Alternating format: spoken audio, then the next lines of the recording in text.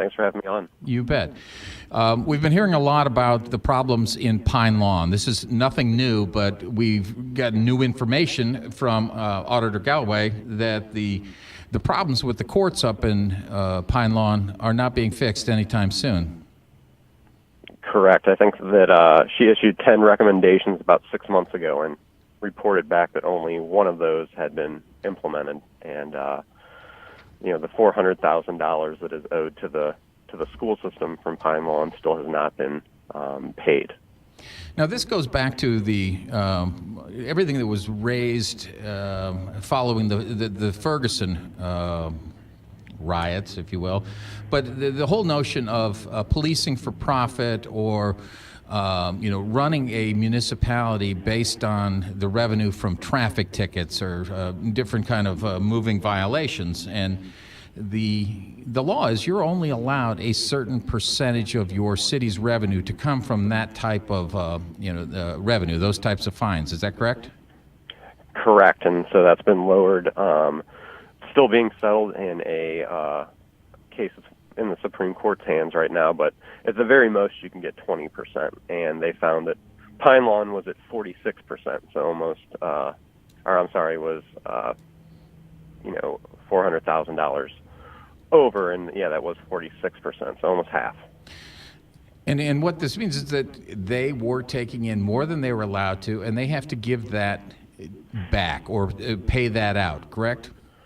Correct, and that's supposed to go to the Department of Revenue, and that's $400,000 that they would take and put into the public school system in St. Louis. And so, it's real dollars. And I think what you're seeing is when a government is run relying on whether it's fines or other poor sources of revenue to be reliant on, that it's hard to change that after a while.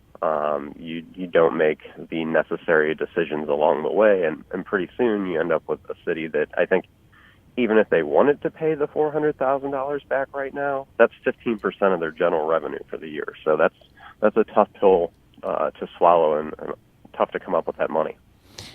One of the things coming out of Ferguson was this discussion, which I think is a positive discussion.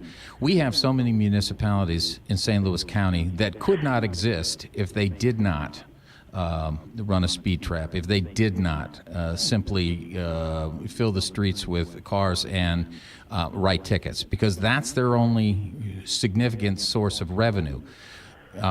Which raises the question, why do these municipalities exist if they can't sustain themselves but for writing way too many traffic tickets?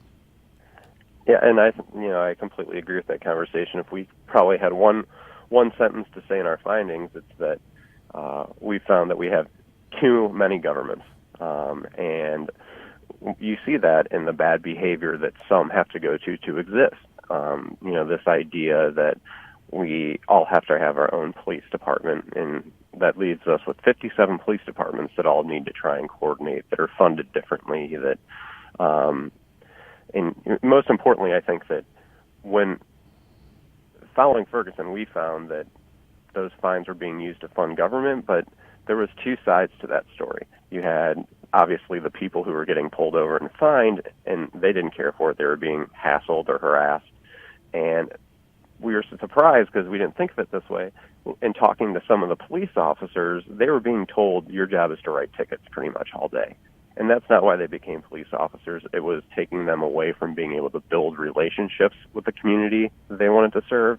And so really it's an ideal example of how a system causes very real everyday problems between police and the communities they serve.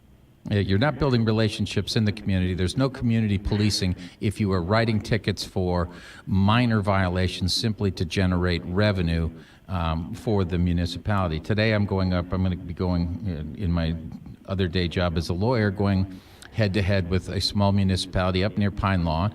And in the past, I've sat through meetings, and after it was determined that you could not use the video speed cameras to write tickets, their meetings consisted of how are we going to sustain ourselves if we can't have our speed trap cameras? To me, the question should be, why are you even a municipality? Right, and St. Louis has a unique definition for municipality, too. We look at other areas, Louisville, for example. Louisville has 81 municipalities and a unified governmental structure across the region, but they don't each have a police department, a fire department, a court, or, that's something that St. Louis is unique in that we have all those things with, city governments of just a few hundred people. And I think the reason for that is those are the most expensive things.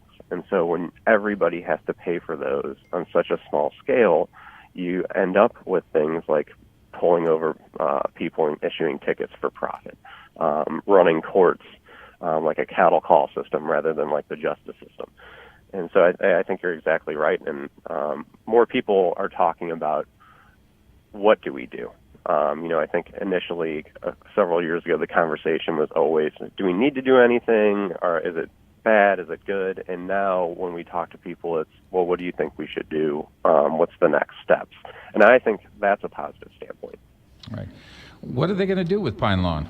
They owe the money. They're taking in more than they should. They seem to be thumbing their nose at the law. What happens next? They have to initiate at the state level some action, to get the $400,000 that it is owed. That's a debt to the Department of Revenue that they would then redistribute to the schools. And, it's our hope that is something that's done swiftly, because we've seen, we're still battling for court reforms, and we've seen, the Supreme Court look at it, the legislature move on it, but it is really moving too slow because these are impacting actual people's lives on a day-to-day basis. And that's a big component of what we're doing now is seeing through the reforms. When you have such a big, bulky system, it's pretty reliant on a 1 year, maybe 2 year effort, and then they just go about business as usual. And we're setting out to make sure that that doesn't happen this time, because there is just one last call for reform here. We need to decide as a region that we're going to move forward and improve. And like you said, really ask the question of why some of these places exist when they can't fund themselves properly. Right. We have about a minute left. What is the state of the law then on these efforts to reform the local courts in St. Louis County? So Senate Bill 5, there was a lawsuit filed by some municipalities challenging basic requirements, having an annual audited financial report and those sorts of things that common sense says that every government should do. They were challenged under the Hancock Amendment, which says that you can't require things from the state level and not provide funding for them.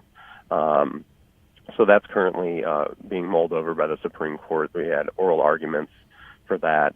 In addition, they're challenging the percentage cap in St. Louis is 12.5%, and the rest of the state it's 20%, because it's just a bigger problem here.